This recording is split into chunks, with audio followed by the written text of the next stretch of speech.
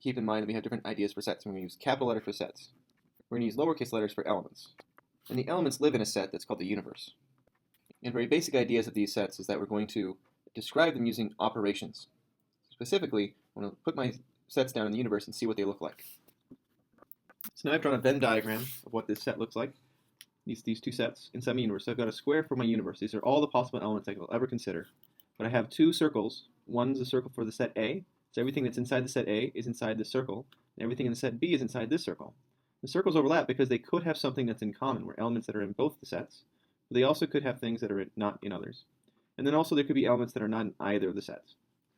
And so what we're going to do is we're going to use operations to describe different sets, different elements in the universe that are related to the sets A and B. If I use a line over a set, I'm saying take its complement, which means I want the set of elements that are not in that set A. So I've shaded my region, except for the region that is enclosed inside the circle for A. So I mean I want every single part of the universe that's not contained in A.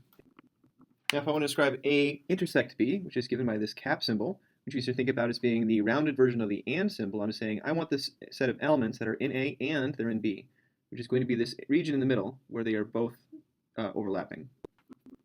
If I want the union of A and B, which is given by this cup symbol, which is like a U symbol, but it's also like a rounded OR, I'm saying give me the elements that are in A or are in B, which means I'm going to take everything that's in either of the circles.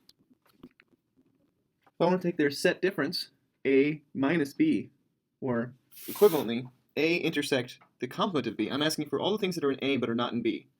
So here, this is essentially saying I want to be an element of A, and I don't want to be an element of B. Which means I'm going to take the things that are within the A circle, but not in the B circle.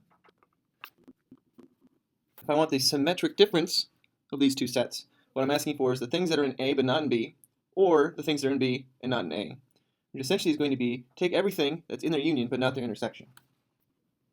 So therefore we've shaded in what happens when I take these operations on these sets and see what I get as an answer. And therefore I have different ways of describing these specific regions, and that gives us some help in how to build sets from other sets.